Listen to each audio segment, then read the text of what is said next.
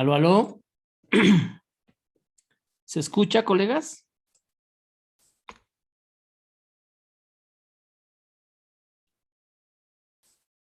Perfecto. Qué bien, qué bien. Ahora sí, qué gusto verles otra vez de tanto tiempo. Qué bueno que se escuche. Bueno, ya están incorporándose más colegas. Enseguida arrancamos con todo. Qué bien, perfecto. Ok.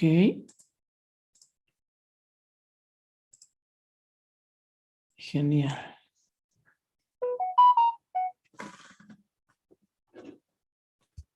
Jimena, un gusto igual poder estar aquí presente con todos y empezar nuevamente a hacer todo lo que nos gusta hacer, ¿no?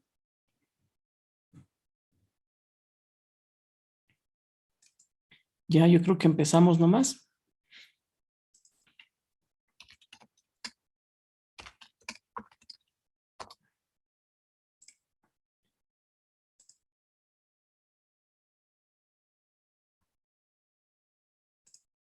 Ya, colegas.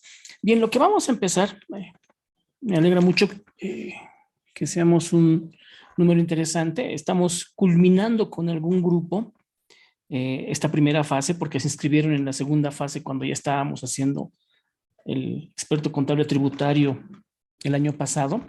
Ahora estamos culminando con un grupo porque le faltaba solo la primera fase.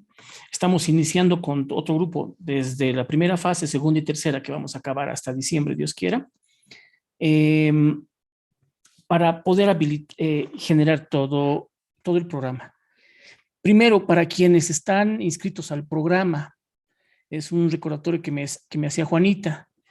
Nuestro programa ha sido nuevamente convalidado por la Universidad NUR y para el título que les va a dar la Universidad NUR de experto contable tributario, necesitamos que nos envíen, por favor, sus documentos de identidad, es decir, un escaneo de su carnet de identidad.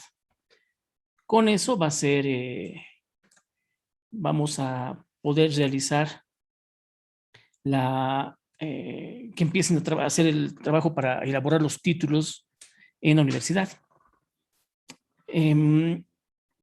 Ese era uno, títulos, cartones, documentos de identidad. Para quienes no se han inscrito no es necesario, pero les recomiendo, ¿no? Y es interesante, importante, les recomiendo realmente poder hacer todo el experto contable tributario, todo el programa, porque aparte de los títulos, o sea, los cartones intermedios que entregamos, va a haber un título avalado por la universidad. La Universidad NUR nos va a emitir ese título, ya pues ese sí tiene valor curricular y está a nivel, van a ver ustedes que el desarrollo del programa se hace a un nivel así, a un nivel de estudios superiores, ¿no? Vamos a ver sí o sí desde lo básico, que es llenar el mismo formulario, pero esta vez en casos especiales. Les recomiendo a todos, por favor, que si tienen consultas o dudas o algún caso especial, háganmelo llegar para poder desarrollar y realizar ese ejercicio.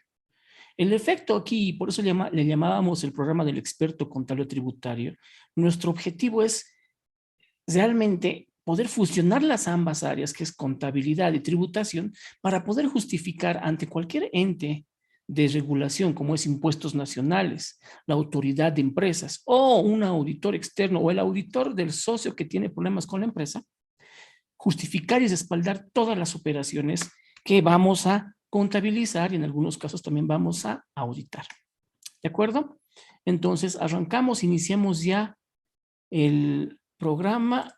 Necesito ver aquí a mis participantes. Ya están a este lado. Y no sin antes, colegas, realmente agradecer a Dios por la oportunidad que nos da, nos proporciona. Y siempre voy a empezar con una reflexión, ¿no? Una reflexión porque todos nosotros tenemos problemas de todo tipo, problemas económicos, problemas sentimentales, problemas de salud, todo tipo de problemas. Todo el mundo tiene problemas. Sin embargo, no valoramos el don que Dios nos ha entregado. Y les pido que valoremos todo eso, valoremos el tiempo, valoremos la salud que gozamos, valorar el poder despertar todos los días y poder respirar con la gracia de Dios. Despertarnos, ir, caminar sin estar preocupados de estar conectados o desconectarnos o ir arrastrando el suero para que no se salga mis bránulas, pero eso tenemos que valorar. Lo insignificante que pareciera en nuestra vida realmente es lo más importante que todos tenemos. Y es que estamos completos, estamos sanitos, podemos caminar, podemos hablar, podemos reír. Valoremos todo eso, colegas. Lo demás, con la gracia divina, viene solo. Entonces, con esa reflexión y ese mensaje del hermano Luis, empezamos con nuestro programa. La primera parte va a ser la correcta liquidación del IVA. Y justo vamos a ver esa parte actualizada que salió estos últimos días. Estos últimos días sacaron una modificación del decreto reglamentario del RCIVA. Digo del IVA, perdón. Del decreto reglamentario del IVA, donde hay un nuevo hecho generador para ciertas transacciones o operaciones.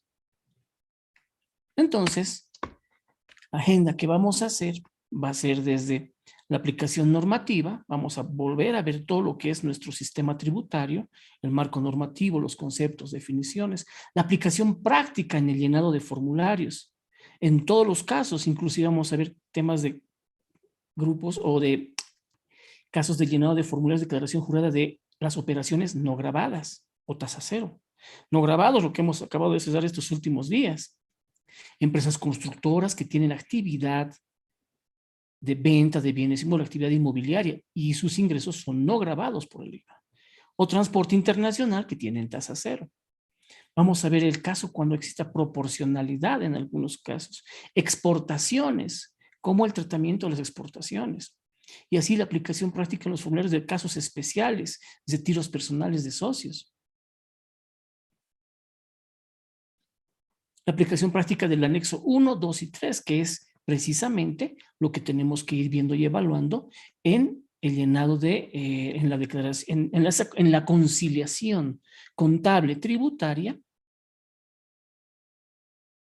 del IVA. Anexos 1, 2 y 3. Eso es lo que vamos a ver en este primer componente del experto tributario en primera instancia. Y entonces, todos sabemos que el marco normativo pues siempre ha sido nuestra ley 843, que ha sido modificada por la ley 1606 y la 2493. Así como el decreto reglamentario del IVA, el 21530, que también ha sido modificada últimamente por este decreto supremo 4541. Otras leyes especiales que son directamente relacionadas con este impuesto, como es la ley 3249, transporte internacional, la ley 366, la ley Oscar Alfaro, para ciertos sectores. Sus resoluciones administrativas que están vigentes, las antiguas, las resoluciones administrativas anteriores al año 2001, y también las resoluciones normativas de directorio del 2001 adelante. Y claro, actualmente, con la resolución normativa de directorio, el sistema de facturación virtual vigente que ha sido modificado y complementado con la resolución de la 1020 del 17, que es la resolución normativa de directorio del sistema de facturación en línea.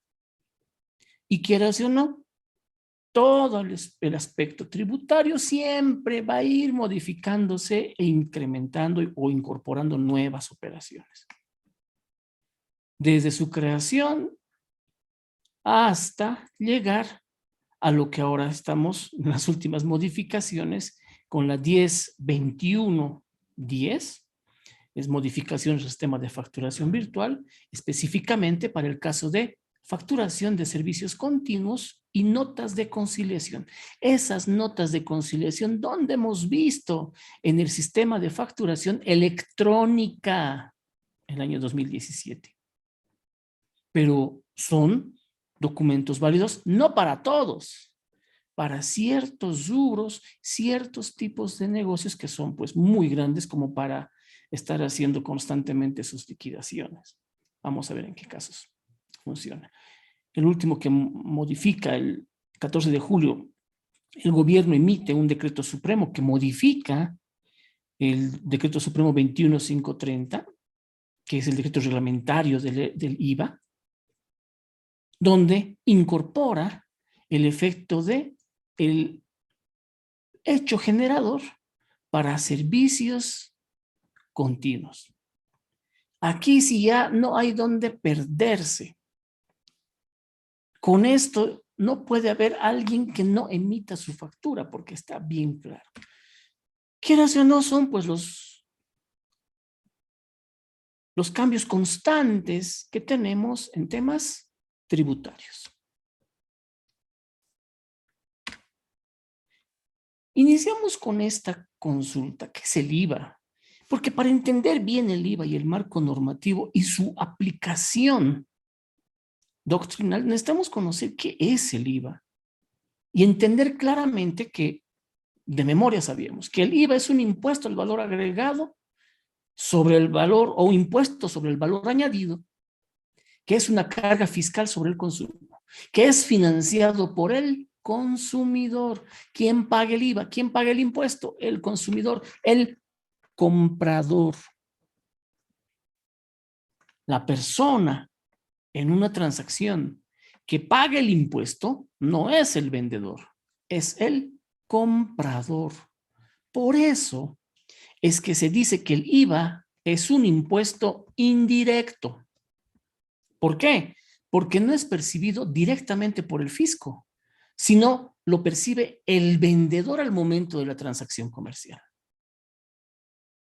Al momento en que el vendedor realiza la venta de bienes o servicios, entregue el bien, preste el servicio, él está trabajando, está en función de un agente de retención. Y este impuesto lo tiene él, lo percibe el vendedor. Por eso es que es un impuesto indirecto, no es impuesto directo.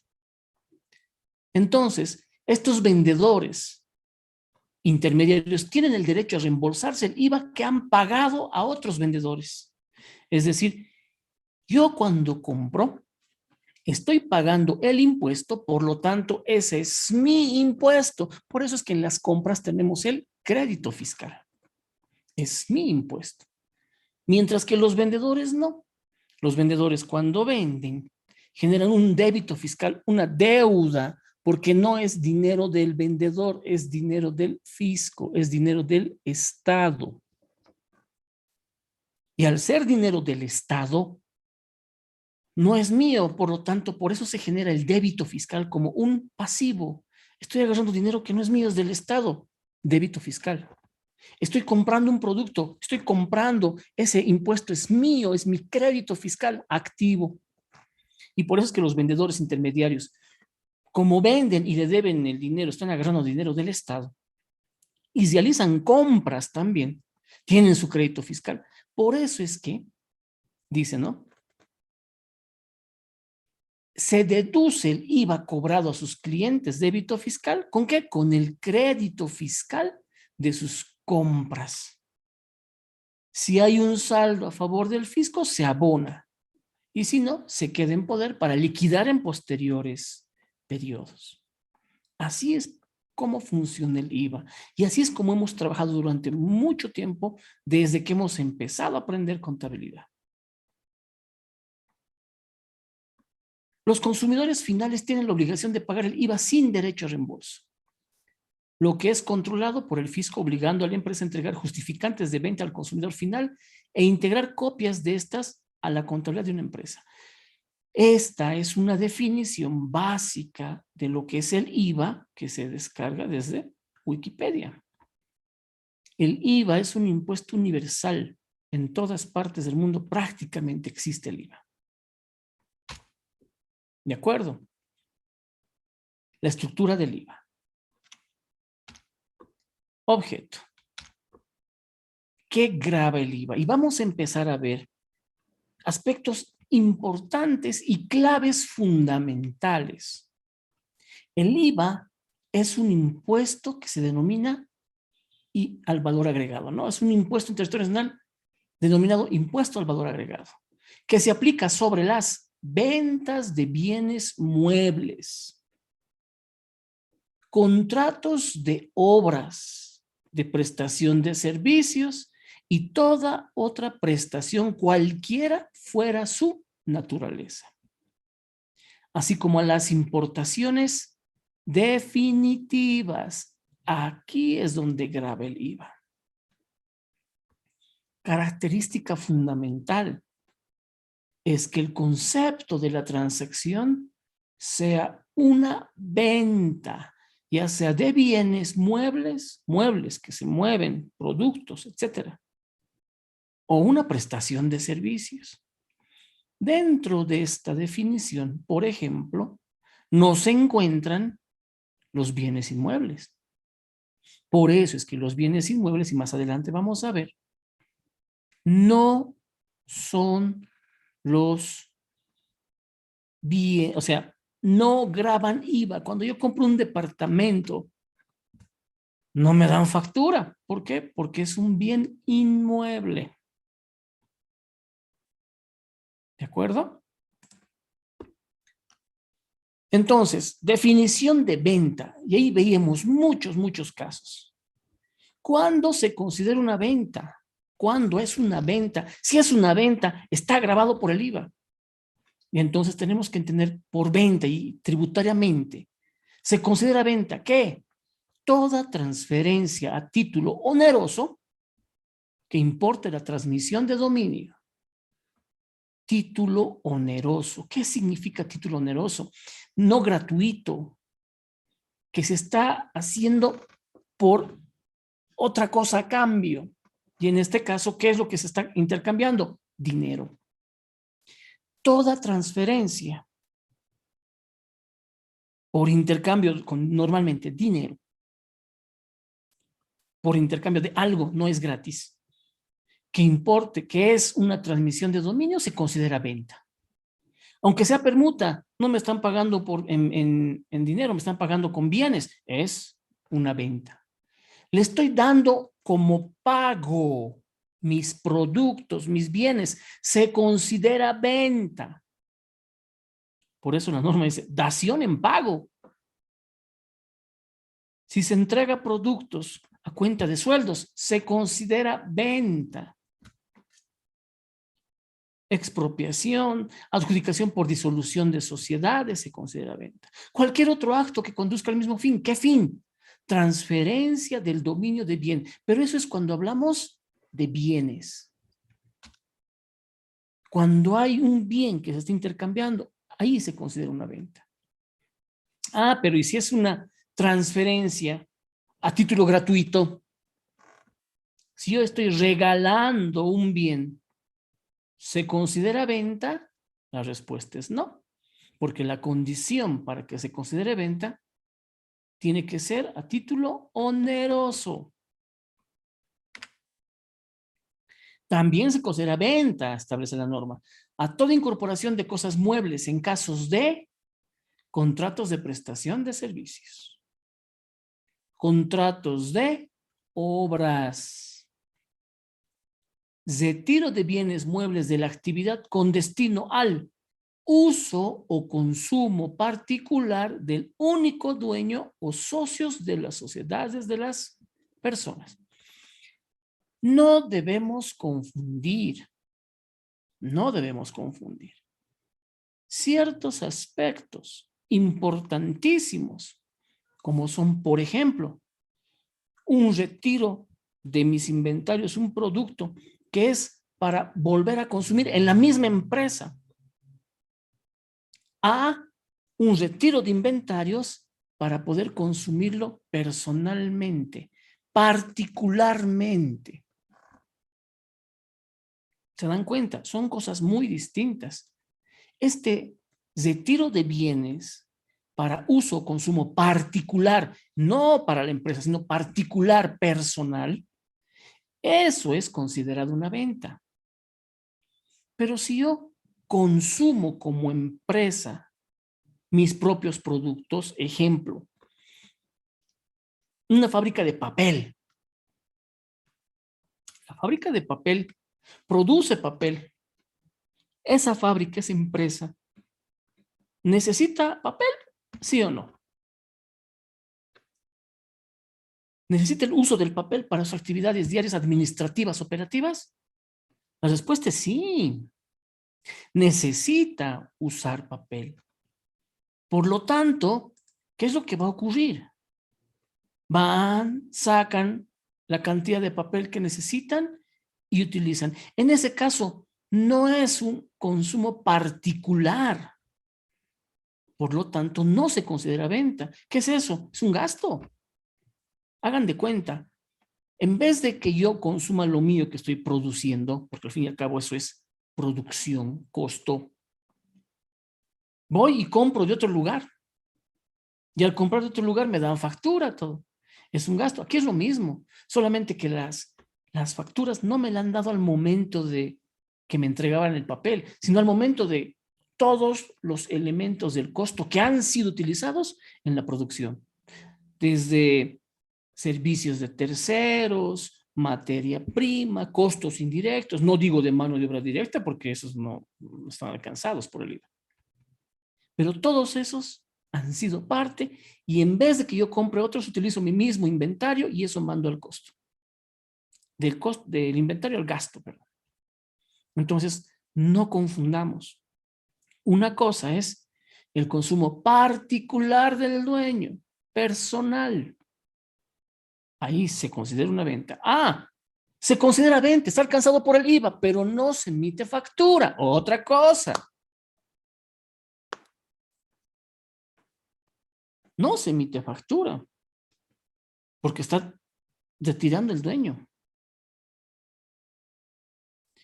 No entra en el concepto de transferencia, título oneroso. No, porque no nos va a dar nada el dueño. Es medio que queda al aire, híbrido. Pero sí está grabado por el IVA, porque no me dices. El retiro de esos bienes para uso o consumo particular se considera una venta. No se emite la factura, pero sí se recupera y se paga el IVA que conlleva. Y vamos a ver cómo se hace, cuál es el tratamiento de este caso.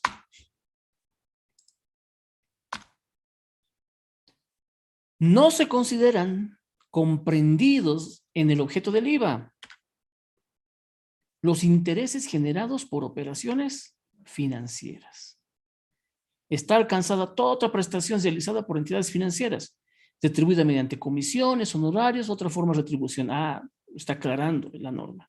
Aclara que los servicios prestados por entidades financieras están grabadas por el IVA y la que no está es la operación que tienen por intereses generados en sus operaciones. O sea, cualquier otro servicio que preste, nos dan la factura correspondiente. Típico ejemplo, cuando hacemos transferencias de un banco a otro banco, al exterior, las comisiones que nos cobran y sobre esas comisiones nos dan la factura. Compramos una chequera, nos entregan la chequera y junto con la chequera la factura.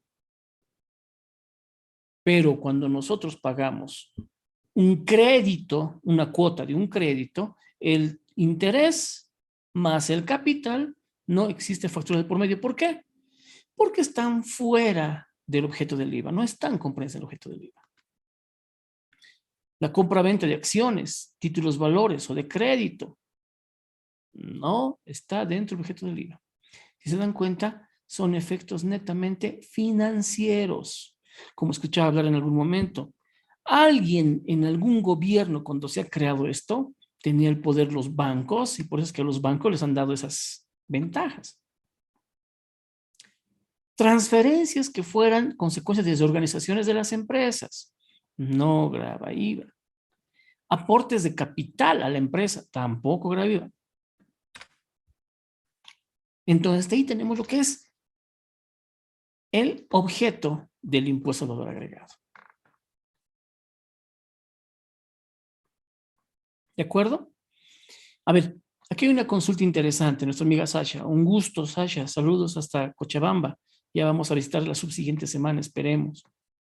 ¿Cómo sería el tratamiento de las muestras de medicamentos que entregan los visitadores a los médicos? Qué buena pregunta. Primero, ¿es una transferencia a título gratuito? O sea, ¿gratis? La respuesta es más o menos. Tan gratis, gratis no es, porque les estamos dando una muestra para que después nos compren. Es como un manejo de material publicitario, más o menos. No se considera una venta. No se considera una venta. Tampoco servicio. Pero vamos a ver que al ser un uso comercial dentro del mismo giro del negocio, ese tipo de productos IVA no graban, pero sí tienen un tratamiento especial cuando veamos el IUE. ¿Por qué no graban IVA las muestras? Pues fácil, es una entrega, entre comillas, gratis, pero se espera que esta muestra sea una muestra publicitaria para que vean que ese producto funciona y después me compren. He ahí el efecto de las muestras. Y las muestras son nada más y nada menos que costos de comercialización, gastos por muestras. IVA no graban. Y el efecto para que el gasto sea deducible se tiene que demostrar y cumplir con lo que establece el 24051 en el caso de esas muestras médicas. Y no solamente muestras médicas, ¿no? Todo tipo de productos que sean considerados como muestras gratis. Y para el IUE vamos a llegar en su momento, tiene que cumplir ciertos requisitos y cuál es el tratamiento contable inclusive para que no se mezclen y no tenga problemas. ¿De acuerdo, Sasha?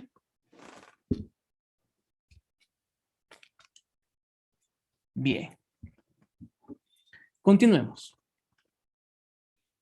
Sujetos. Es fácil. ¿Quiénes están alcanzados por el IVA? Todas las personas que en forma habitual se dediquen a la venta de bienes muebles.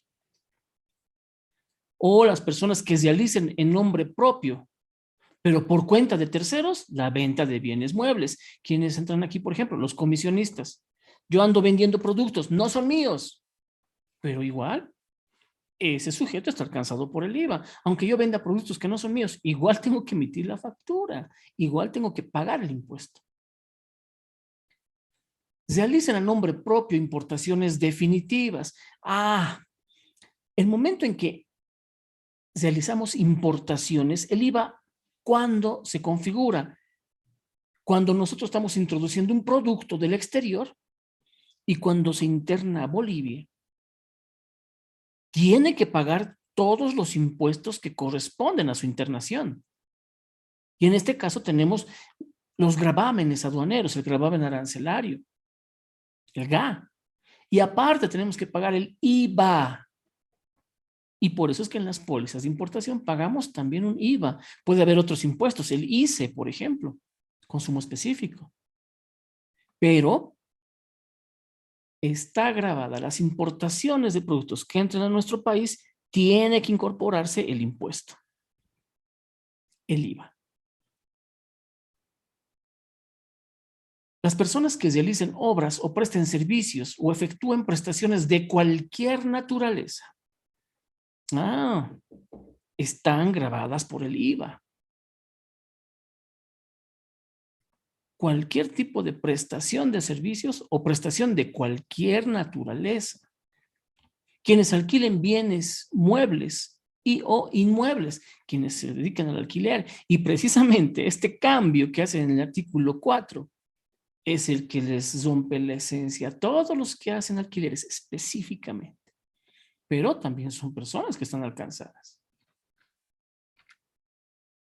Inclusive, cuando hablemos de arrendamientos financieros, son sujetos alcanzados al IVA. Y dicen que este alquiler, este arrendamiento financiero, porque el arrendamiento no deja de ser un alquiler, este arrendamiento financiero, adquirido el carácter de sujeto pasivo del impuesto, ¿quién? El arrendador, serán objeto de gravamen todas las ventas de bienes muebles relacionadas con la actividad determinante de condición de sujeto pasivo, cualquiera fuere su carácter, naturaleza o el uso de dichos bienes. Cuando uno tiene la actividad de arrendador financiero, toda la venta de sus bienes inmuebles inclusive van a estar gravados por el impuesto. Por eso es que una de las ventajas que se tiene cuando nosotros compramos mediante leasing, leasing financiero, arrendamiento financiero, es que cada cuota que pagamos nos dan con su factura correspondiente, sea bien mueble o inmueble. Algunas preguntas.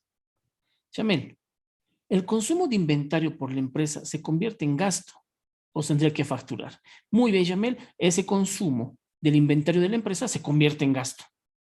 No se factura.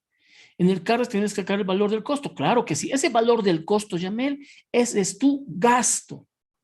Es decir, tu gasto de operación administrativo, material de escritorio, qué sé yo. Ese es tu gasto, el costo que ustedes han determinado al momento de la incorporación de esos inventarios en la empresa. Si se tendría que pagar algún impuesto sobre ese valor consumido, no. Es directamente retiro de inventarios. El inventario está calculado al costo de producción o costo de comercialización y eso va a ir al gasto del producto que estamos utilizando. Hojas bond, digamos, material de escritorio. Me dedico a comprar, importar impresoras, toners, el uso de toners para mi actividad administrativa, gasto administrativo. No hay ningún costo ahí, mi estimada Yamel. Lili, sobre adquisición de un software de otro país. Ahí es una importación, pero no de un bien. Por lo tanto, esa importación de ese bien, de ese intangible, porque el software es un producto intangible, difícilmente me lo pueden calcular en la aduana, porque no es físico. Por lo tanto, en ese caso, IVA no existe. ¿Qué va a existir, Lili? Impuesto. Impuesto a las utilidades de beneficiarios al exterior, si quieres volverlo deducible.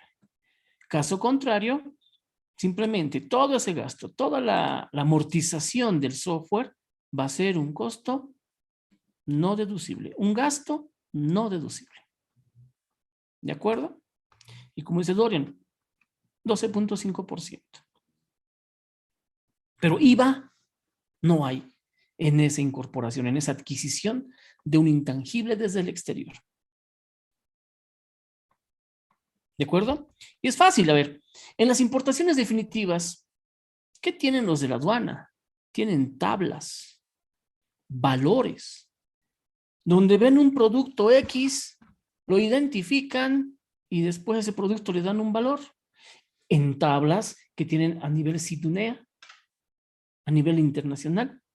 Y dicen, esto normalmente es un valor X. ¿Cuánto están metiendo a Bolivia? Si está por encima de eso el valor que están metiendo, perfecto, pagan sobre ese valor. Pero están metiendo un valor por debajo de lo que está en tablas, entonces muy bien, estarás pagando 100, pero a mí me pagas sobre 1000 porque el valor, según mis tablas, es 1000.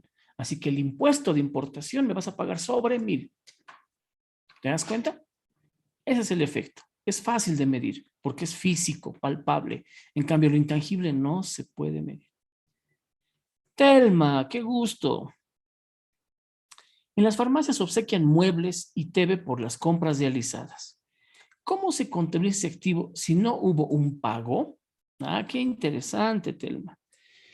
Me están obsequiando, o sea, una especie de promoción empresarial, porque es una promoción empresarial, Por la cantidad de productos que nosotros vayamos a adquirir,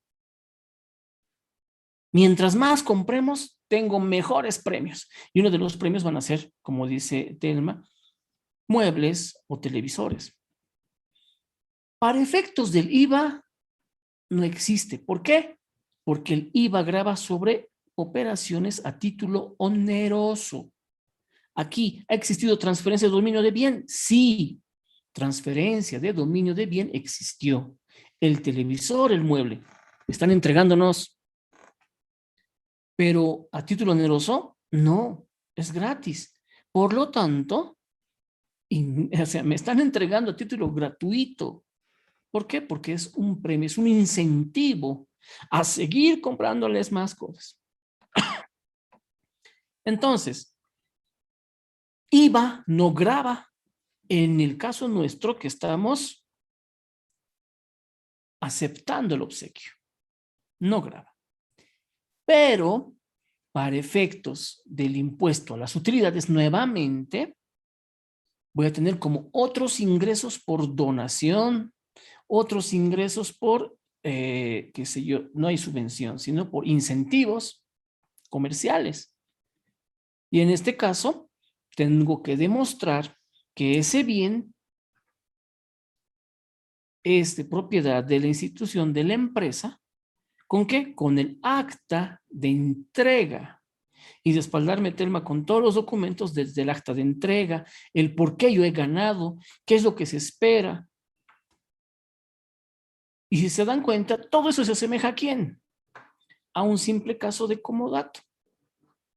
Casos celulares.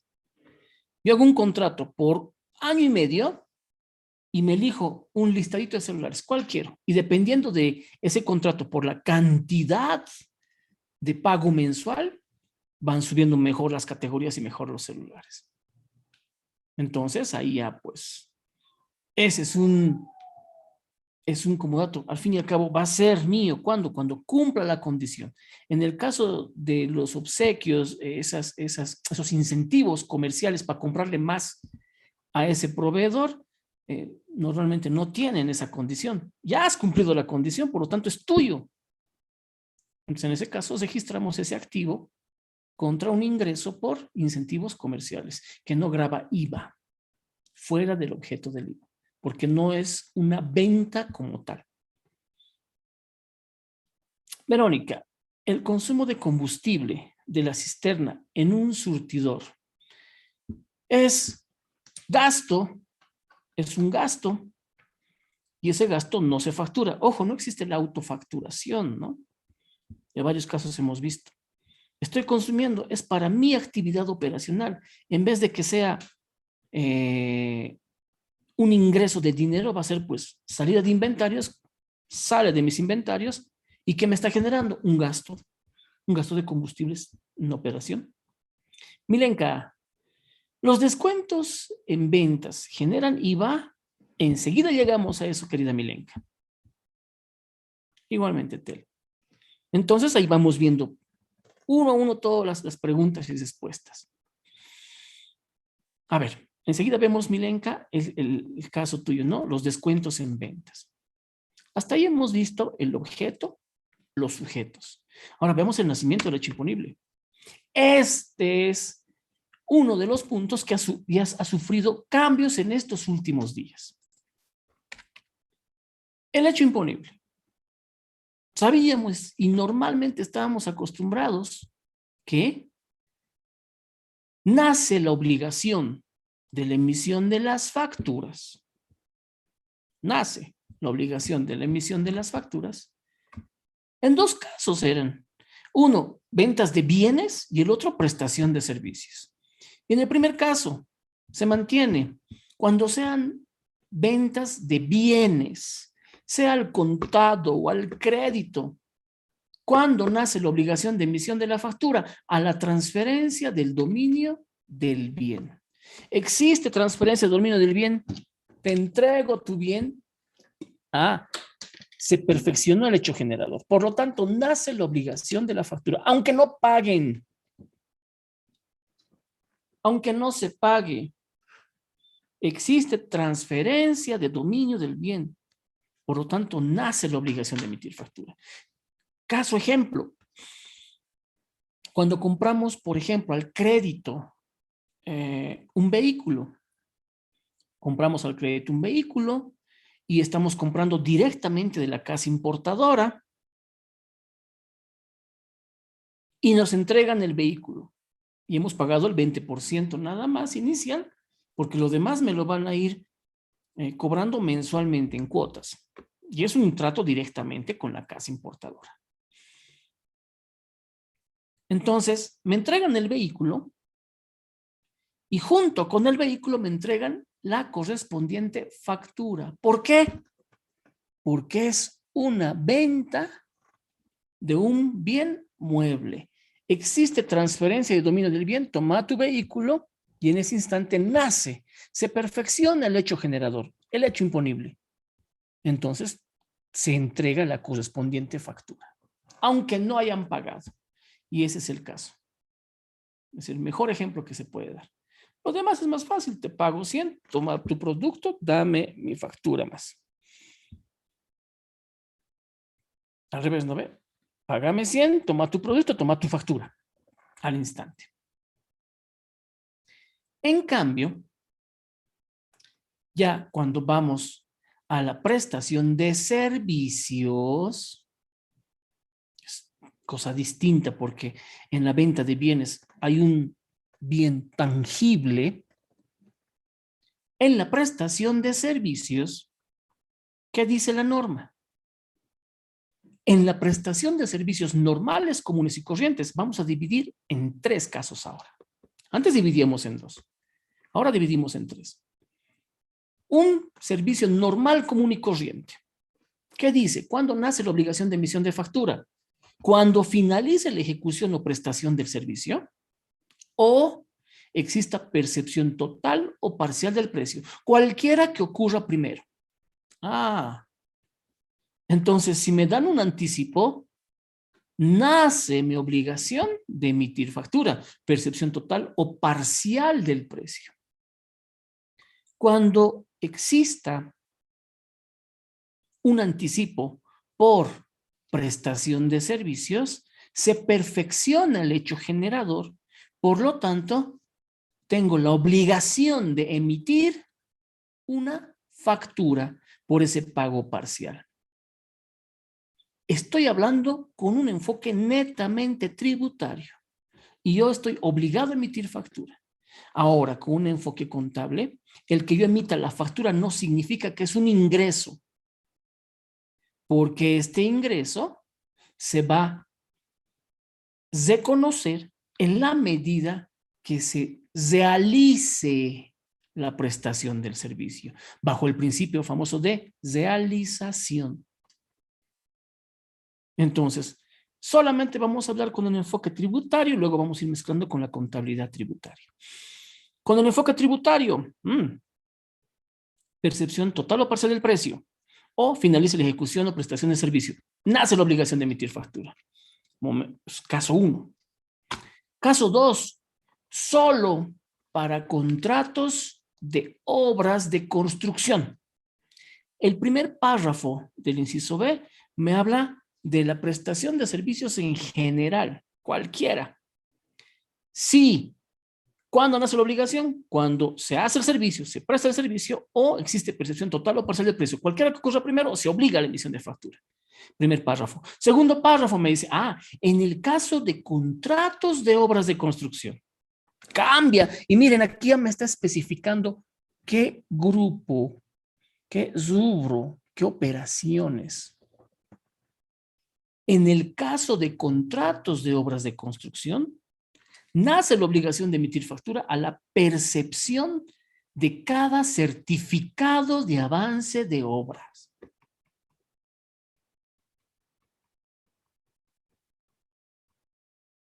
¿Qué significa eso? Que en el caso de construcciones sí existe el famoso anticipo. Sí existe el anticipo, porque es una prestación de servicios de construcción, pero ojo, dice, la norma me dice, para la construcción, ¿cuándo nace la obligación de emisión de factura? Cuando exista la percepción del certificado de avance de obra.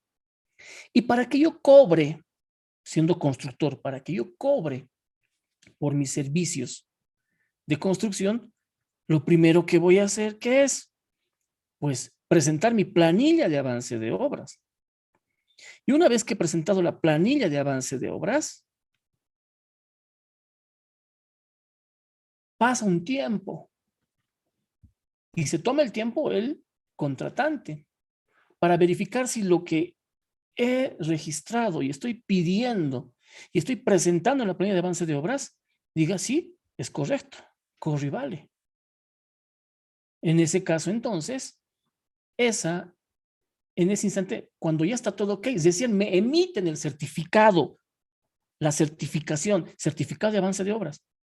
Entonces, nace en ese momento recién mi obligación de emitir factura. Entonces, en casos de construcción, existe el anticipo.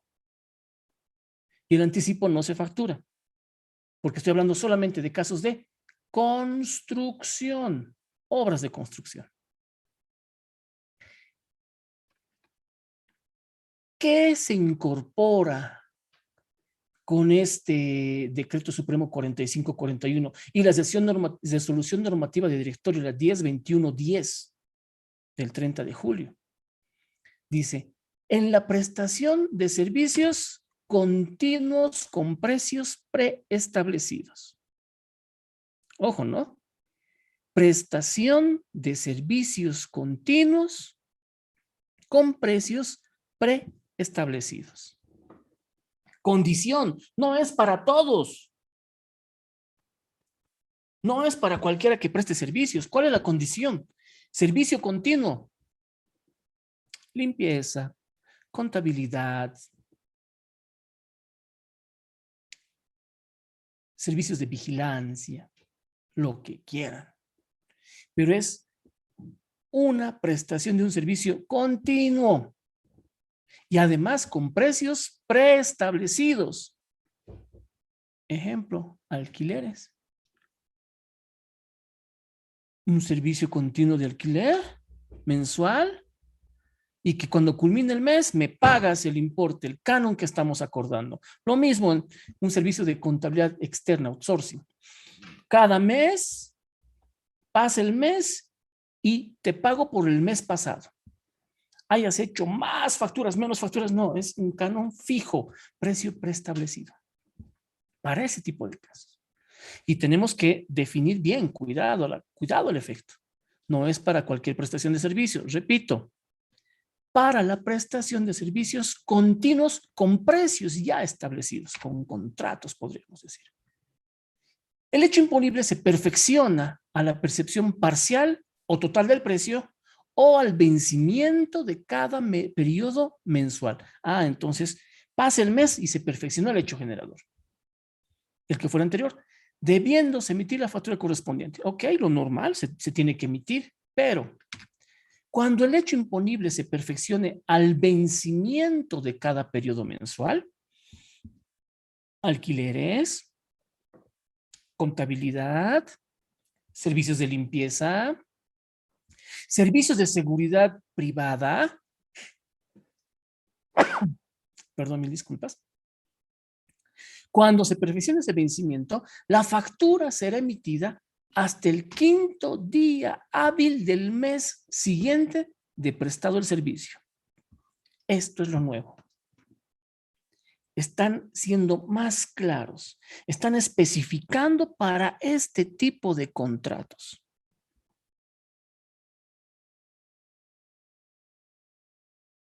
Cuando es que se tiene la obligación de pagar el servicio por mes vencido, de ese mes se tiene la obligación de emitir la factura hasta el 5º día hábil del mes siguiente. En otras palabras, el nuevo hecho generador de prestación de servicios de realización continua con la condición de que está sujeta a un precio fijo preestablecido, es decir, cuando cumplimos contratos. Ya sea al momento del pago total del servicio, o el pago parcial del servicio, o hasta dentro de los 5 días hábiles siguientes de la conclusión del mes, nace la obligación de la emisión de la factura. Sí o sí, los señores que se dedican al alquiler de bienes inmuebles, aunque no les paguen del mes pasado, tienen máximo para emitir la factura correspondiente hasta el 5º día hábil del mes siguiente, aunque no les paguen, ojo, ¿no? Entonces, esa es la condición. Mes de servicio, termina, mes siguiente, tienen hasta el día 5, hasta el 5º día hábil, no hasta el día 5, ¿no? Hasta el 5º día hábil, 5 días hábiles del mes siguiente. Y ahí cuentan, pues, de lunes a viernes. No se tomen en cuenta feriados, sábados ni domingos. Vamos a ver las preguntas y dudas que tenemos. Salieron muchas. Todavía queda pendiente, querida Milenka. Vamos a llegar a los descuentos. Rosario, en el caso de los celulares, muebles y TV, ¿los respaldamos solo con el acta de entrega y contratos? ¿Solo para justificar la tenencia del bien? Así es, mi estimada Rosario. Y para demostrar que ese bien también estamos utilizando en la empresa, en la entidad, para generar más ingresos, para demostrar y utilizar la deducibilidad de ese bien. Johnny Montes, ¿cuál fue el tratamiento de los anticipos al proveedor en bienes y servicios? Qué interesante, Johnny. El efecto de los anticipos. En bienes existe anticipo. En bienes, ¿cuándo nace la obligación de emitir factura? Cuando se entrega el bien. O sea, si están anticipando para la construcción de algo, para la adquisición, para la compra de algo, esos anticipos se mantienen como anticipos. No están obligados a emitir factura. Son anticipos. Cuando entregue el bien, regularizaré esos anticipos. En cambio, en servicios, el anticipo entregado, anticipo facturado, en cualquiera de los casos, excepto construcción. En construcción, el anticipo no se factura. ¿Por qué? Porque la obligación de la emisión de la factura es un certificado de avance de obra. Pero si me dan un anticipo por un servicio, típico ejemplo el nuestro, de auditoría, por ejemplo, a la firma del contrato 50% del valor de lo pactado, y en ese instante, sin haber hecho nada, me dan el anticipo solo por firmar el contrato y yo tengo la obligación de emitir la factura. En ese caso, ese tratamiento de ese servicio ya no va a ser, pues, un anticipo. ¿Qué va a ser? Un ingreso diferido, porque solo el 87% va a estar como un diferido. En otras palabras, como un pasivo, porque yo le debo el servicio. Es un ingreso diferido. Vamos a hacer ejercicios, querido Johnny. Gaby, en el caso de importaciones, las agencias despachantes de aduanas no quieren facturas, los gastos de despachos ni las carpetas ANB. No quieren facturar, ya. Solo facturan horarios profesionales. En ese caso, el importador debe tomar esos gastos como no deducibles. Gaby, en realidad, como todo, a ver, vamos por partes. Antes era eso, te cuento, Gaby. Ahora lo que tienes que hacer, y te aconsejo, buscar otra agencia despachante de aduanas. Porque todas las agencias despachantes de aduanas que tenemos, por el efecto de la competencia, por el efecto de que quieren más trabajo, están facturando todo. Todo lo que está en la planilla facturan. Todo está facturado. Pero sí, la costumbre antes era que los bandidos se creaban en la planilla de importación algunos ítems que no facturaban. Por ejemplo, Las carpetas. Las carpetas de la aduana nacional no facturaban y era un pago que le hacíamos mediante planilla. Otro gasto que no facturaban, algún gasto adicional que hacían para apresurar al vista para que vea las cosas. Esos gastos dentro de aduana eran. Y así varios. Pero lo que ha ocurrido de un tiempo a esta parte, ya son 2 o 3 años que estamos viendo este fenómeno, es que las agencias despachantes para lograr tener más clientes han empezado a facturar todo. Así que yo te aconsejo, querida Gaby, que cambies de agencia despachante de aduana y vas a ver que la otra agencia te va a facturar. Y esta otra, para no perderles, les va a facturar. Y eso tenemos experiencia en varios clientes. Todas las agencias facturaban todo, facturan todo. O sea, todo el dinero que les entregamos, nos entregan respaldados con factura.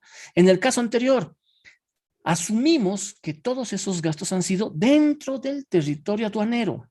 Es decir, no estaba en territorio nacional, estaba en aduana interior. Por lo tanto, esos costos son deducibles y van a formar parte del costo del bien adquirido, del bien importado. Y van a ser gastos deducibles.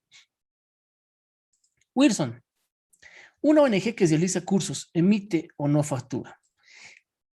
Independientemente que la ONG, una entidad sin fines de lucro, peor en este caso, pura todavía, ¿no? Organización no gubernamental, independientemente que esta organización no emita factura, o sea, perdón, que esta organización tenga la exención del impuesto a las utilidades, si se pone a hacer cursos en Bolivia, por el simple hecho de prestar ese servicio, están obligados a pagar el IVA.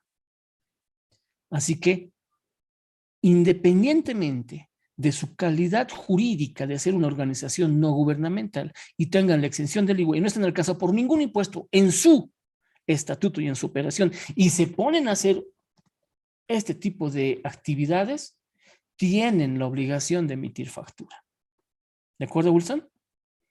Y ojo, el que yo genere ingresos operativos en una entidad sin fines de lucro, no quiere decir que con eso he perdido mi exención.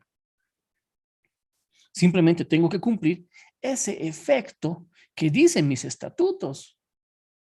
Que cualquier ingreso adicional comercial que sirva para el cumplimiento del objetivo social de la entidad, corre y vale. Por lo tanto, sigue siendo nomás una entidad que tiene exención del impuesto a las utilidades. Rosario, en el caso de contrato de provisión de productos en 6 meses, el cliente exige a la empresa la entrega de la factura por el total de productos en los 6 meses al inicio. ¿Esto se puede hacer o no? Qué buena pregunta, Rosario. ¿Qué dice la norma? Dice, cuando es venta de bienes, en tu caso es venta de bienes. Venta de bienes, en tu caso, peor todavía, al crédito, ¿no ve? Cuando es venta de bienes, sea al contado o al crédito, que es tu caso, ¿cuándo nace mi obligación? ¿Cuándo nace mi obligación de emisión de factura? ¿Cuándo? Existe transferencia de dominio de bien. Cuando hay la transferencia del dominio del bien, estás obligada a emitir factura. Pero, ¿y si yo quiero emitir una factura antes de transferir el bien? ¿Puedo o no puedo? ¿No? Esa es la pregunta.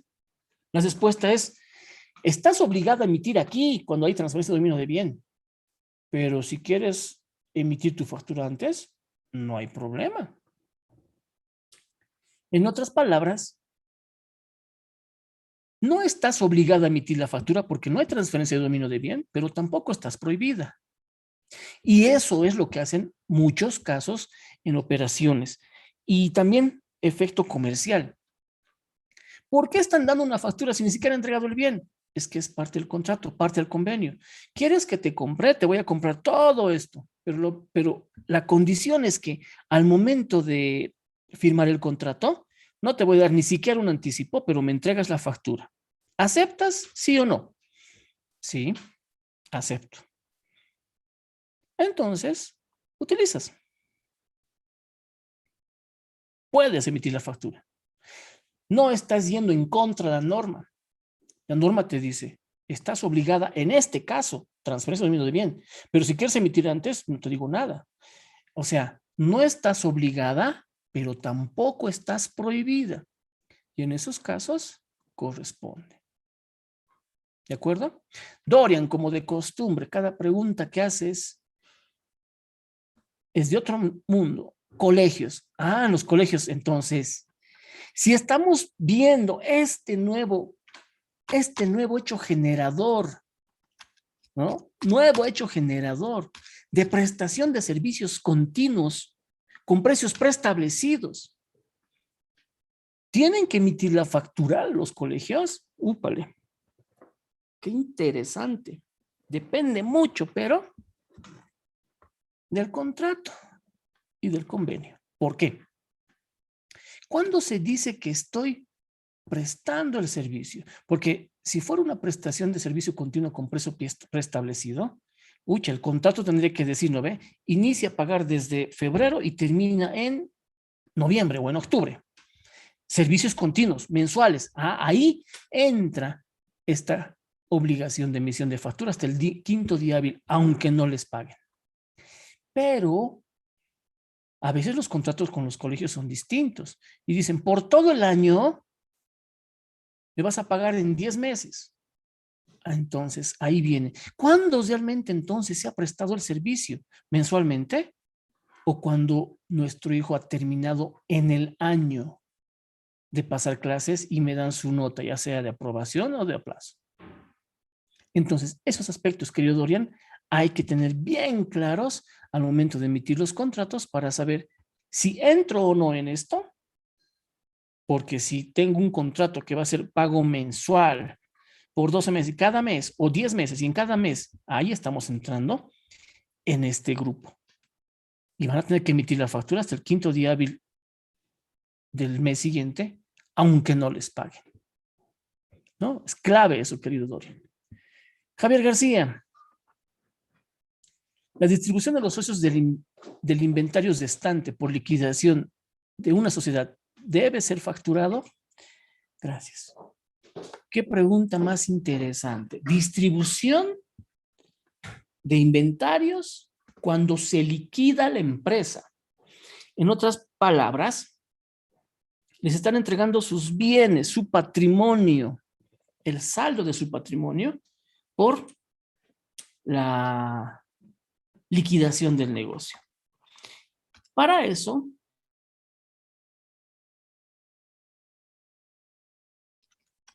objeto. Si bien aquí dice dación en pago, ¿estamos pagando algo? No estamos pagando.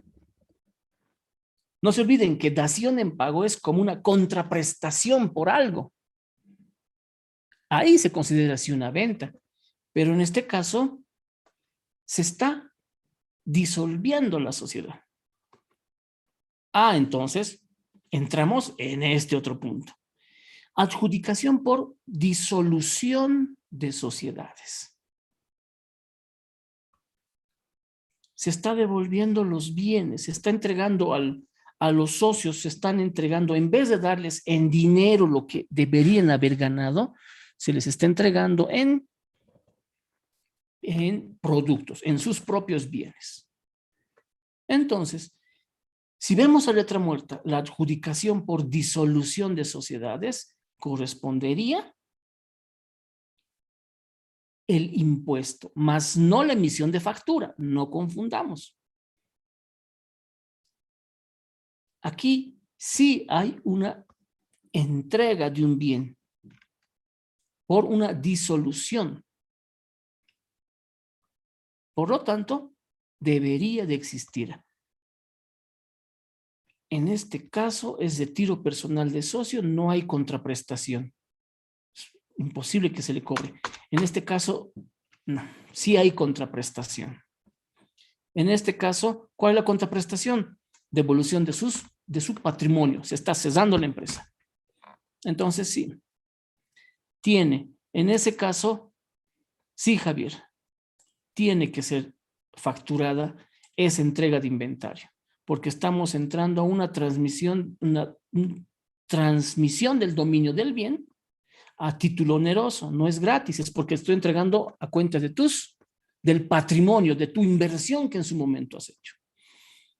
Se le está pagando en bienes. Norma. Dentro de la prestación de servicios con precios preestablecidos, ¿estarían las cuotas de mantenimiento de una entidad que presta servicios a sus socios? Cuotas de mantenimiento, una entidad que presta servicios a sus socios. Depende, Norma. Esas cuotas de mantenimiento, ¿es por prestación de servicios? ¿Por contraprestación? Porque si son cuotas, por ejemplo, vayamos a ver, diferenciemos, por ejemplo, una asociación sin fines de lucro que sería una asociación de copropietarios. Todos dueños de un departamento en un edificio. Todos ellos ponen un importe que van a pagar mensualmente para el mantenimiento de las áreas comunes. En ese caso, ese mantenimiento de las áreas comunes hace el mismo edificio y el edificio saca su NIT, su personería jurídica, tiene sus empleados que van a ser los porteros, a quienes tiene que asegurarles caja, FPs, todo. Ok. Nosotros como dueños y copropietarios ponemos una cuota fija mensual para ese objeto.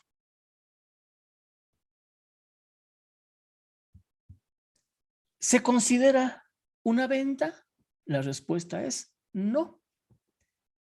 Porque yo como dueño estoy poniendo mi cuota para pagar la luz que me corresponde de mis áreas comunes, para pagar mi porción que corresponde de los servicios. En otras palabras, la administración de ese edificio de copropietarios no está generando el lucro al recibir las cuotas de mantenimiento.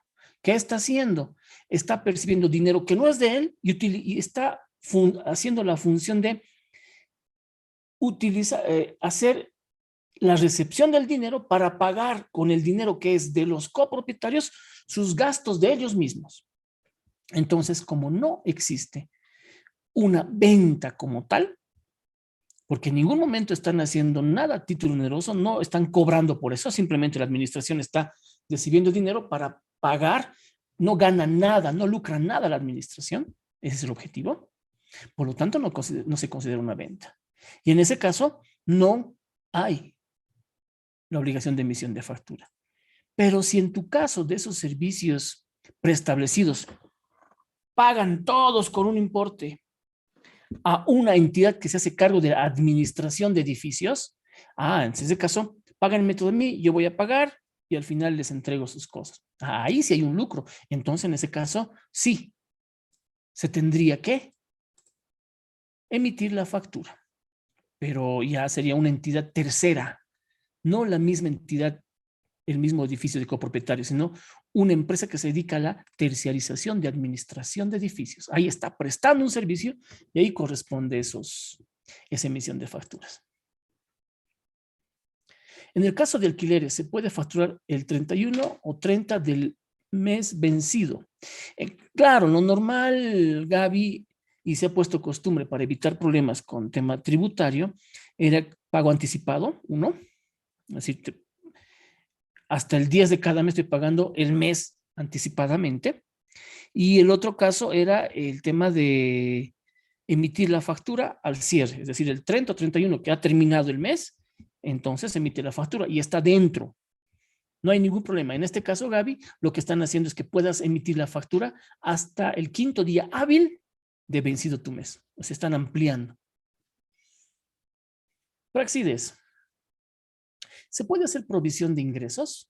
La constructora realizó la construcción de una obra en febrero y marzo y se presentó la planilla de avance, pero no se facturó, lo cual los gastos por la construcción son elevados a los ingresos. Claro, querido Praxides. O sea, la planilla de avance de obras es un documento con el que yo digo, ya he terminado el 30% de mi contrato, por lo tanto ya es un ingreso mío. Contablemente se considera ingreso, independientemente de que me certifiquen o no para el efecto del IVA. Por lo tanto, bajo el principio de asociación, no existe un gasto si no hay un ingreso y no existe un ingreso si no hay un gasto, tú con la planilla de avance de obras tranquilamente devengas el ingreso que corresponde. Porque con la planilla de avance de obras estás identificando los costos para ejecutar ese contrato y al mismo tiempo el porcentaje de ejecución, y ese va a ser tu ingreso del porcentaje que estás ejecutando del contrato total. Eso es lo correcto para efectos contables. Oscar, en el caso del RSIVA, la deducción de los dos mínimos nacionales, ¿se tiene que facturar en el mes si no perdíamos ese beneficio? A ver. RSIVA, deducción de los dos mínimos nacionales. Oscar, el RSIVA vamos a ver más adelante, ¿ya? Pero si me preguntas del RSIVA tiene que ser en el periodo. Y ojo, ¿no?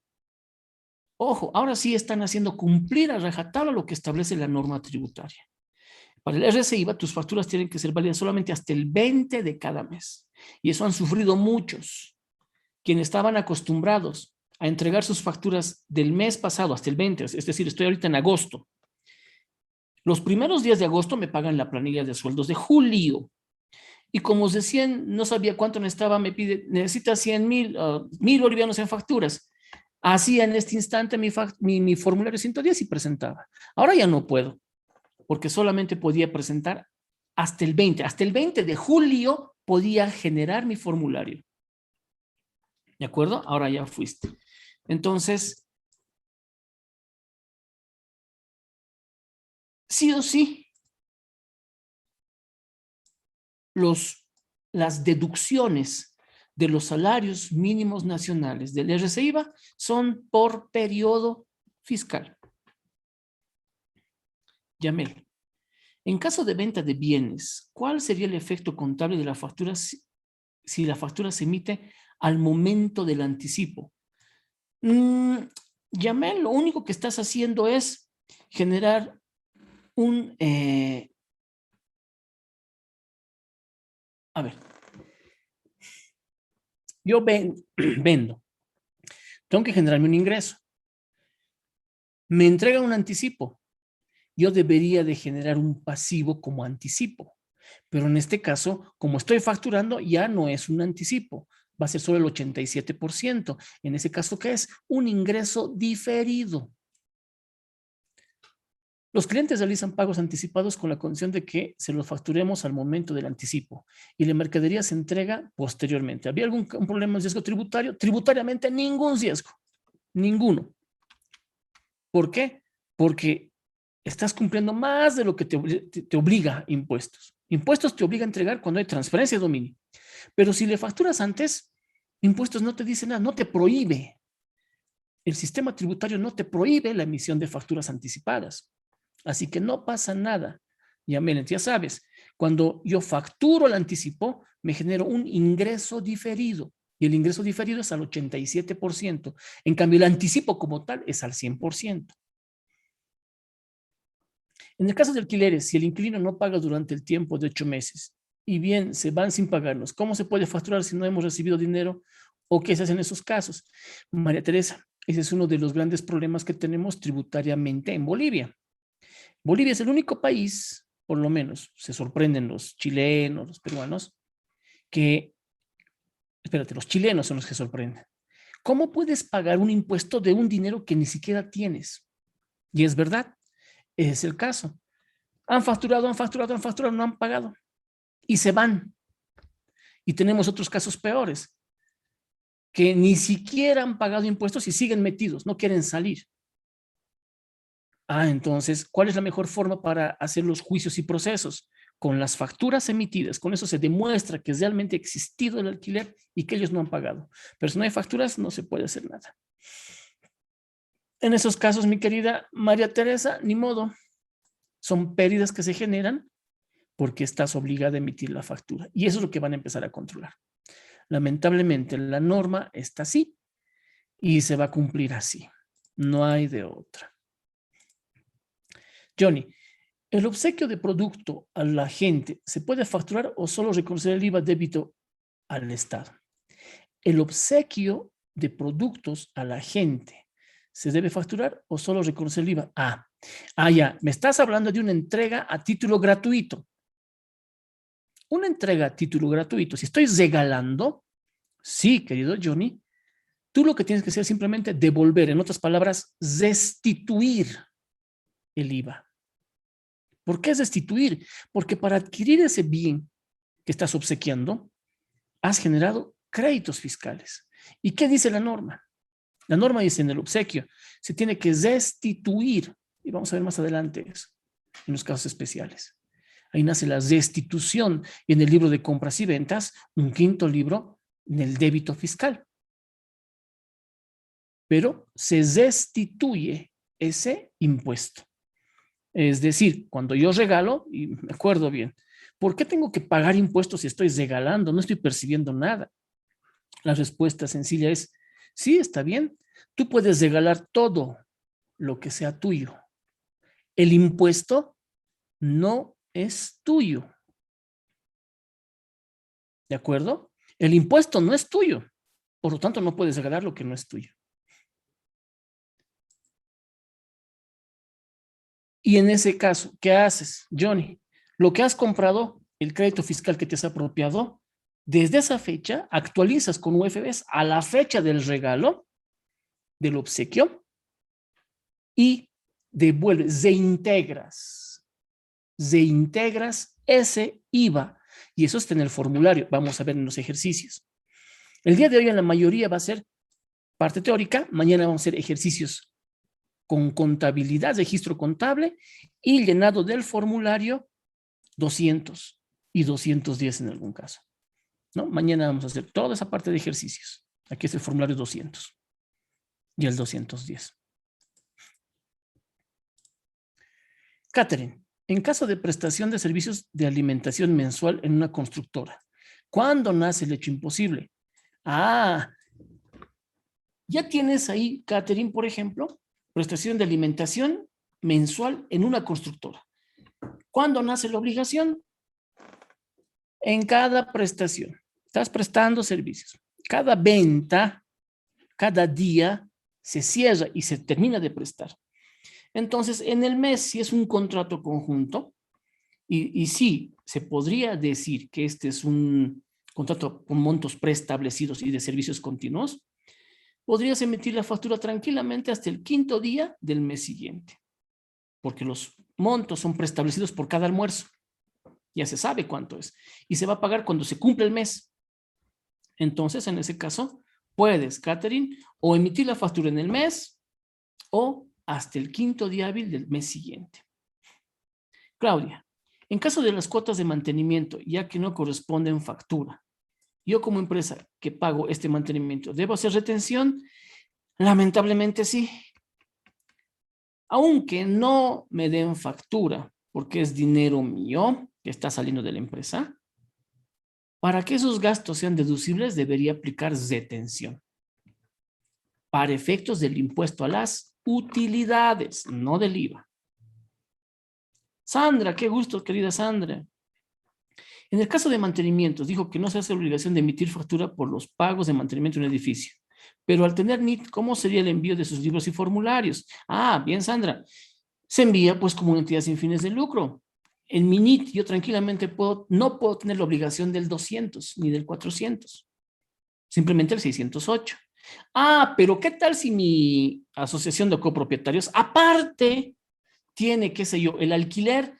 Teníamos casos de los ambientes que son de uso común, es decir, un salón de fiestas, un salón de reuniones, que le han alquilado a un restaurante, o que están alquilando la terraza a una antena de, qué sé yo, de Entel, de Viva, de Telecel.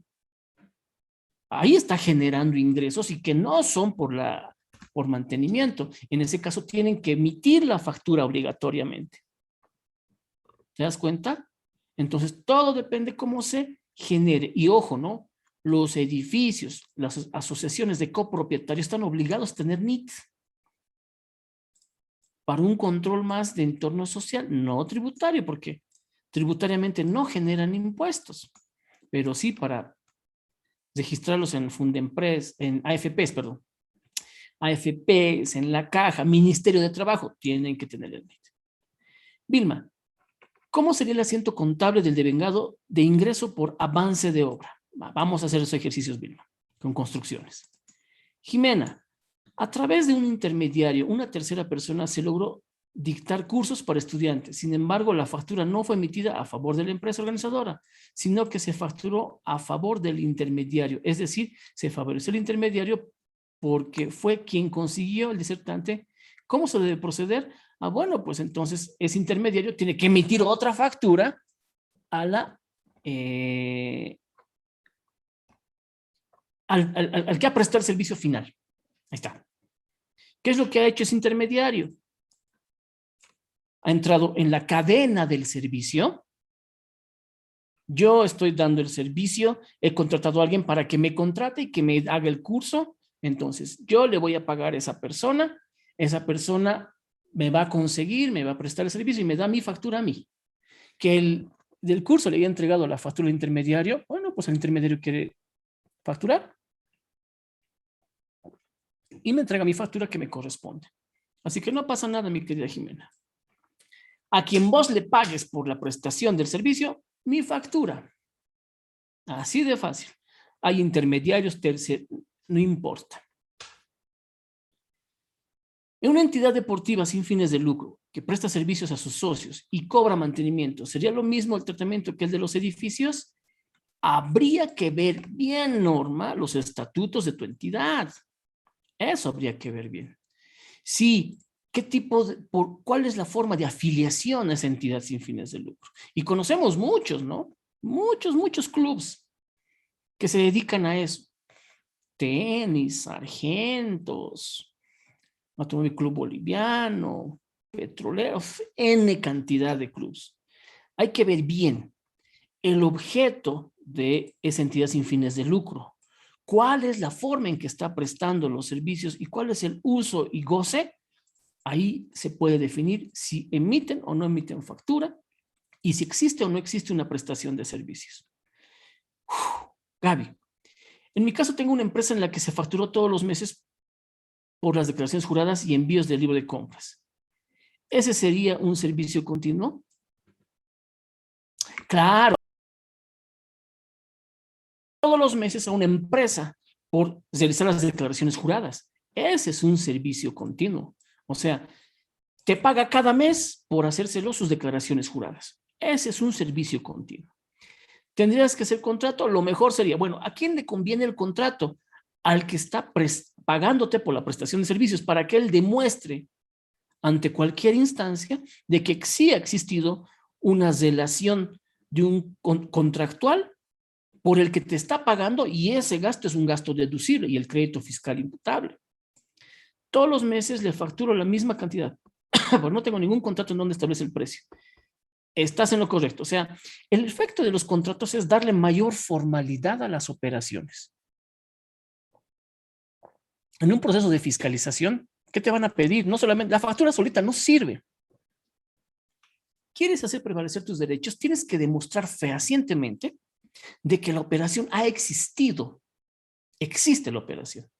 Si demuestras fehacientemente que la operación ha existido, entonces, corre y vale. Es tu crédito fiscal, es tu gasto deducible. Pero si no tienes cómo demostrar solo la factura, tienes el riesgo de perder todo eso. Sería bueno hacer un contrato para ambos casos, para tu cliente, ¿no? Dorian, en el caso de entregas de activos fijos a los ex empleados como regalo, ¿se debería facturar o igual puede hacerse destitución? El efecto de un activo fijo ya sale pues de lo que se quiere, digamos, dar en donación. O sea, cuando hay donación a terceros, sí, pero en este caso no es donación. En este caso es una venta porque les están dando activos fijos a los empleados. Sí o sí, en ese caso, querido Dorian, por ser una entidad comercial que tiene activos fijos y está entregando, hay transferencia de dominio de bien, se configura la venta. Muy distinto es que cuando hay donaciones de carácter social de los bienes, ahí sí puede decirse que es una donación. Y ahí sí habría una restitución del crédito fiscal. Eso va bajo el efecto de la doctrina. Pero si nos vamos a la letra muerta, no hay nada. Así que tranquilamente vos podrías hacer lo segundo y convencer a los fiscalizadores de que estás en lo correcto. ¿Te das cuenta? Pero todo depende con quién nos toque. Pero en la práctica y en la aplicación de la norma, ¿qué es lo correcto? Si hay un bien, y eso está definido inclusive por la administración tributaria, nosotros, nadie se dedica a vender activos fijos, nadie. Ah, pero yo he comprado computadoras. Es que él no está vendiendo su activo fijo, él está vendiendo su inventario, que es computadoras, comercialización de equipos de computación. Él no vende activos fijos, él vende equipos de computación, para él es inventario. Para mí, si es un activo fijo. Ah, entonces cualquiera que tenga en su ciclo una venta de activo fijo se considera venta, una transferencia de dominio. O si no, va a tener que ser una baja ante impuestos nacionales y cumplir todo el ciclo, ¿no ve? Praxis, la empresa paga los cursos de capacitación de su personal. ¿Es deducible y se puede favorecer con el crédito fiscal? Praxis, vamos a ver eso en el IUE, pero ya te adelanto. Para el mismo crédito fiscal, demostrame en qué forma esos cursos me generan beneficios económicos a la empresa. Uno, ¿qué tipo de curso es? No vaya a ser que una empresa que se dedica a la prestación de servicios de auditoría o consultorías contables inscribe a alguno de sus dependientes un curso de gastronomía, ¿no ve? Nada que ver. Pero si es un curso de actualización contable, tributaria, auditoría, para cualquier tipo de empresa, es un gasto deducible y está vinculado a la actividad gravada. ¿Por qué? Porque de esa forma estoy demostrando que la aplicación de lo nuevo, la normativa correctamente, va a hacer que no tenga gastos tributarios mayores, pérdidas. Por lo tanto, está generando que la fuente de empresa se mantenga y de esa forma se demuestra la vinculación. Y tus trabajadores tienen que estar sí o sí en planillas, caso contrario, no sirve. Bien, mis queridos amigos, hasta ahí hemos respondido todas las preguntas, muy interesantes. Y hemos visto el nacimiento del hecho imponible, lo nuevo que trae esta disposición. Y terminamos con este efecto de el hecho imponible con el artículo 4, el último. Y me dicen, ¿no? También generan IVA. ¿Quiénes? Las importaciones en el momento del despacho aduanero, en el caso de importaciones definitivas, inclusive los despachos de emergencia. Generan IVA. Mis pólizas. Arrendamientos. El momento del vencimiento de cada cuota y en el pago final del saldo del precio al formalizar la opción de compra. Este es el efecto de arrendamientos financieros. En arrendamientos financieros, cada mes su propia factura. Lo de bueno es que nos va a alcanzar el tiempo. Como son 2 meses, casi 3 meses, esta semana es de la parte tributaria y la siguiente son 2 semanas. Nos va a alcanzar el tiempo para que vean el efecto contable y tributario de cada una de estas. Y vamos a hacer ejercicios. ¿De acuerdo? Importaciones, arrendamientos, y van a ir directamente entrelazados cuando hagamos el segundo módulo, quienes están en el programa de la aplicación de las normas contables, cómo se enlazan todas estas con la parte tributaria. Entonces, cada cuota que yo pago de arrendamiento financiero, estoy comprando, por ejemplo, un vehículo en arrendamiento financiero. Cada cuota que pago, 2 años, en 3 años, es un gasto deducible y genera IVA. Ahí viene la gran ventaja del arrendamiento financiero. Es un efecto de planificación tributaria. Fecha de incorporación de bienes muebles, contratos de obras, prestación de servicios, o se produzca el retiro de bienes muebles de la actividad gravada por los sujetos pasivos. En ese instante también nace el hecho imponible, el hecho generador. Base imponible. Aquí estaba la pregunta de la base imponible que nos hacía nuestra colega de Oruro. Primero,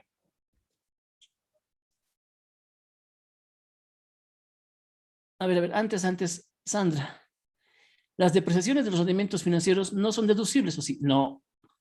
Las depreciaciones no, Sandrita, porque las depreciaciones del rendimiento financiero vienen bajo la norma contable 10 y la norma contable 10 no ha sido, no es decir, aprobada, no ha sido convalidada por impuestos nacionales.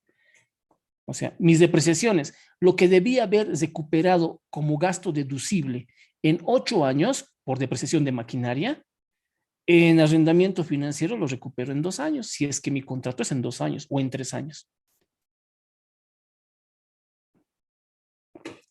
Ese es el efecto. Y sí vamos a hacer ese ejercicio.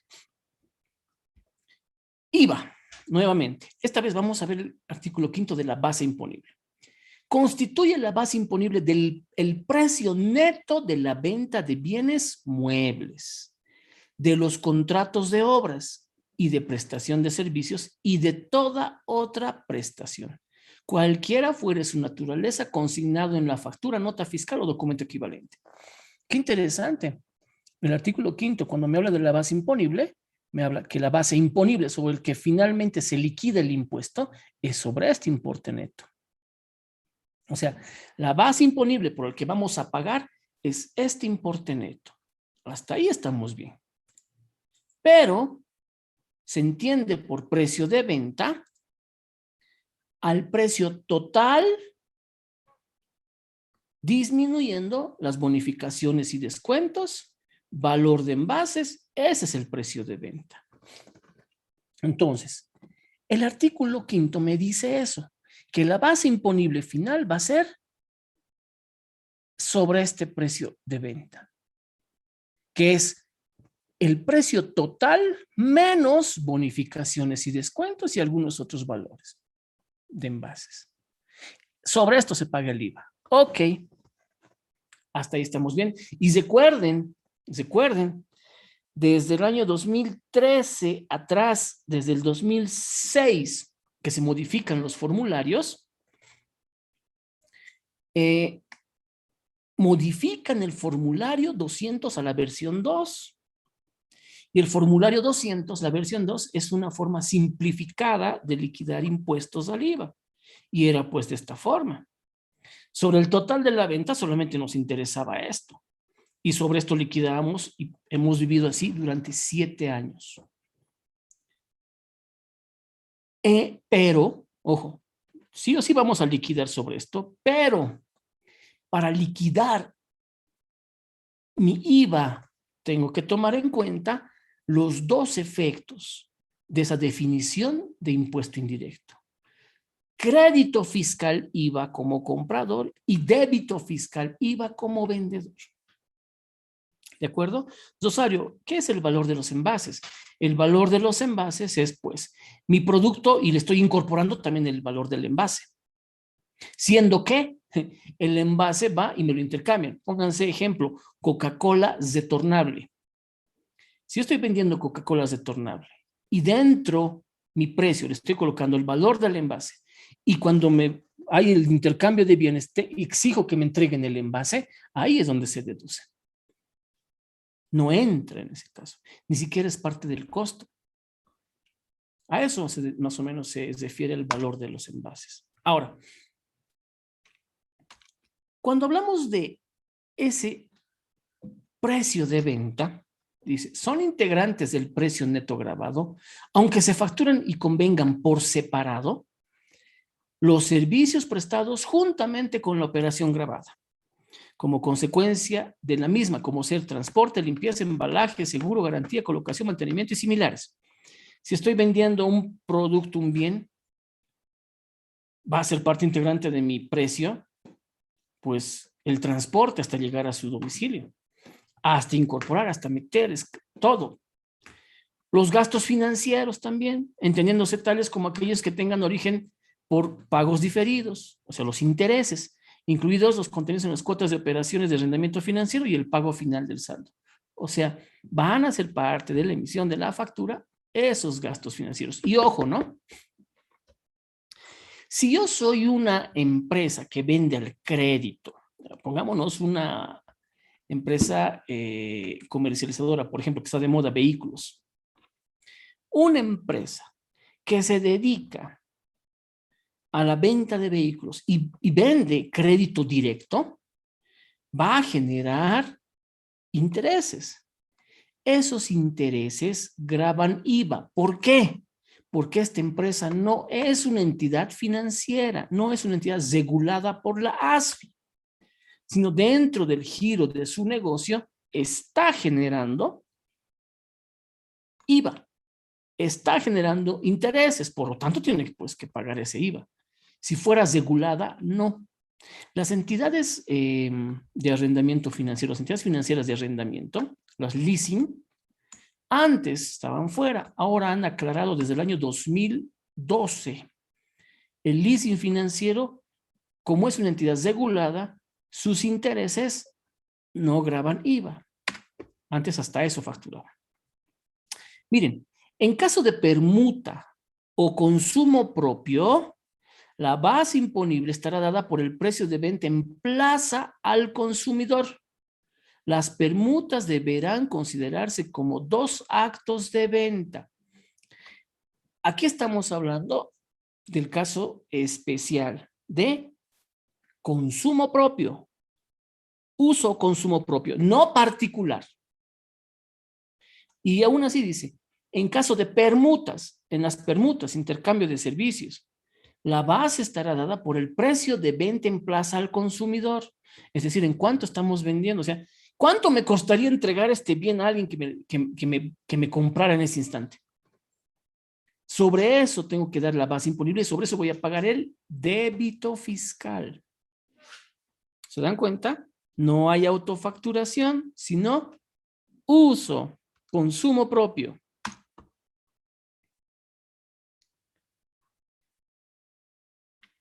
En caso de importaciones, la base imponible estará dada por el valor CIF aduana establecido por la liquidación o en su caso la reliquidación aceptada por la aduana respectiva, más el importe de los derechos y cargos aduaneros y toda otra erogación necesaria para efectuar el despacho aduanero. Aunque hagamos un Incoterm distinto al convenio de la compra-venta del producto, en aduana siempre me van a calcular a valor CIF. Esa, sobre el valor CIF, es lo que se aplica para la determinación de la base imponible, del gravamen arancelario y del impuesto al valor agregado, así como también del impuesto al consumo específico. Y entonces me dice, ok, esas son tus bases, muy bien, muy bonito. Aquí viene la pregunta. El IVA, débito fiscal, ahora estamos hablando específicamente del débito fiscal. A los importes totales de los precios netos, hace rato hemos visto la definición, ¿no ve? Del precio neto de venta, que es el precio total, del precio total menos descuentos y de bajas, tengo el precio neto de venta. A los importes totales de los precios netos, de las ventas, contratos, prestación de servicios, toda otra prestación, se le aplica el 13% a este. Y además se le suman las devoluciones efectuadas, decisiones, descuentos, bonificaciones y de bajas obtenidas de las compras. A eso se le aplica y a eso me genera débito fiscal. No se olviden que el artículo 5 me decía, sobre esto es la base imponible. Sí, pero para determinar la base imponible tengo que tomar en cuenta mi débito fiscal y mi crédito fiscal. Y en mi débito fiscal, sobre el importe total, sin tomar descuentos, se aplica.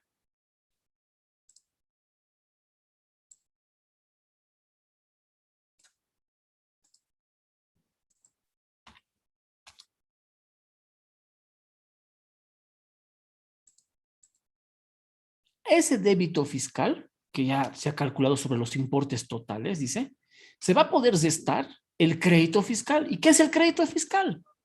El crédito fiscal va a ser el 13% de mis compras, de las importaciones, de los contratos pactados, de las obras, servicios, en la medida que se vinculen con las operaciones grabadas.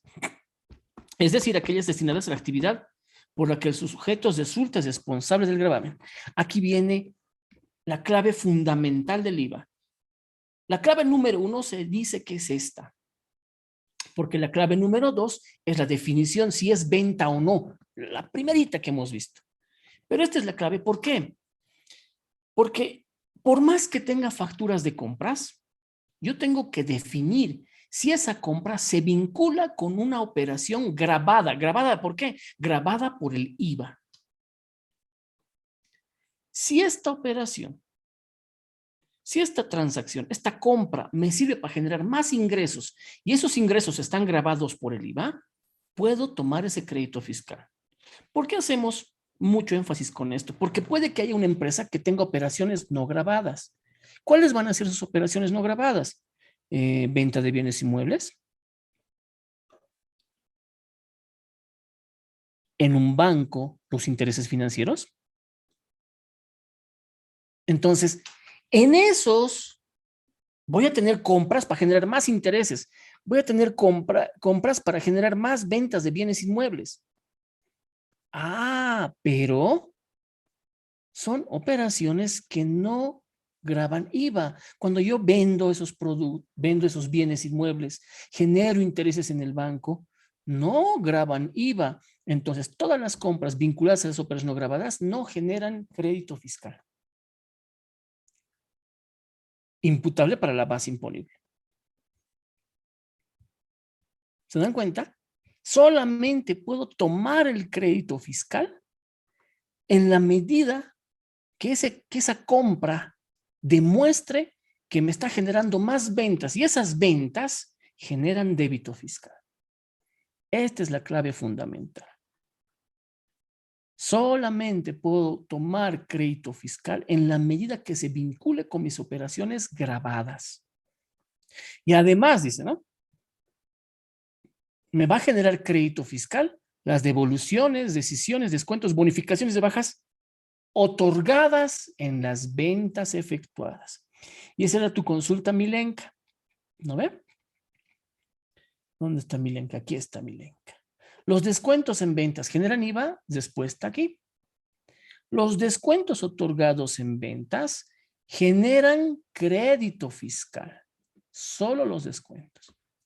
Y por eso es que tenemos que tomar bien en cuenta esa diferencia entre débito y crédito fiscal. El débito fiscal también se me ha generado en descuentos, bonificaciones, rebajas de mis compras. Y ese es el débito fiscal. En cambio, mis ventas, los descuentos, bonificaciones, rebajas que yo he otorgado en las ventas, me generan crédito fiscal.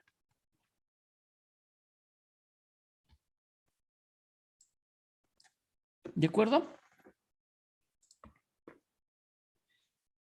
Carla dice, ¿en qué se debe basar la empresa para manejar descuentos? Carla, depende. Época COVID. Y a modo de chiste diciendo, ¿ve? Precio COVID. ¿Qué significa precio COVID? El precio más bajo que se pueda. ¿Por qué? Porque necesitan reactivar su economía. O sea, están rematando porque necesitan reactivarse. ¿Qué van a hacer? Ofrecen muchos descuentos, bonificaciones. Una empresa nuevita que está llegando y quiere posicionarse en el mercado para que conozcan su producto, ¿qué tiene que hacer? Vender a precios bajos. Ahí pueden incorporar descuentos, bonificaciones de bajas. O lo que están haciendo en algunos lugares. Te vendo, págame 10 y te entrego 11. Ese uno de más está entrando como una bonificación, como una rebaja, es lo más fácil de controlar. Entonces, depende mucho de las políticas, querida Carla, el cómo enfocar esos descuentos. Ahora, de que vamos a ver la diferencia contable de reconocimiento de los descuentos es otra cosa. Aquí estamos hablando netamente del IVA. ¿Qué dice esa diferencia entre débito y crédito? Cuando la diferencia es determinada de acuerdo a lo establecido en los artículos precedentes, resulte a favor del fisco, mi débito fiscal es mayor a mi crédito fiscal, su importe será ingresado en forma y plazos que determine la reglamentación. Ya nos ha dicho la reglamentación, ¿no ve?